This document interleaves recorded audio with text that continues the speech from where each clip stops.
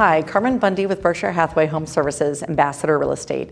Today I want to talk a little bit about seller philosophies. There are three that are very common. One is data-driven, one is the less is more, and another is the retail price of a house. I wanted to give you an example of each of those. The first one, data-driven, really maximizes the market. And an example of that would be using the data versus the neighbors. So I had a client who told me what the neighbor told them they got for their house, when in actuality they got a very different price for their house. So what I look at is the actual numbers, and I can dig in both to kind of behind the scenes, those that are off market, we can see what those homes sold for, as well as those that did sell through an agent and are on the market. And I can see if there were maybe some seller concessions in which they helped pay for buyer closing costs. And so that can impact your pricing as well. So that is very data driven, and it looks at how many months on the market and how quickly you'd like to be able to get your house sold. The next one is the less is more approach. And I had a client who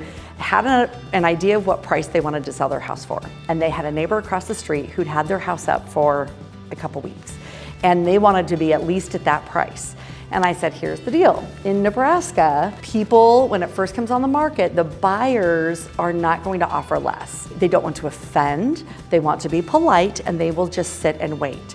But if your house seems like it's maybe a good value, maybe a little bit less than what the market might say that it is, then you will attract a lot more interest, which we call excitement, and often that will translate into urgency, which is offers. And so in this case, with the less is more, we went, I think it was about 5,000 or more underneath their neighbor, and we got my client's house sold under contract with multiple offers and sold higher than the neighbors across the street. So the less is more is a very valuable tool to consider when you're thinking about how are the buyer's mindset within the area.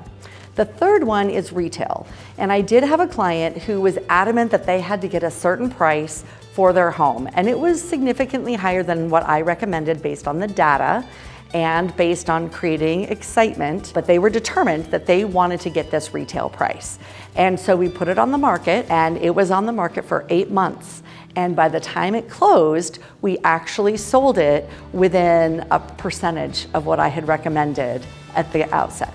And so we can do retail, and sometimes you'll get that, but it is much more helpful for you if you have a timeline to consider the agent's perspective on data and the less is more mindset of the buyers in order to help you get your home sold. So if you have any questions, call Carmen first.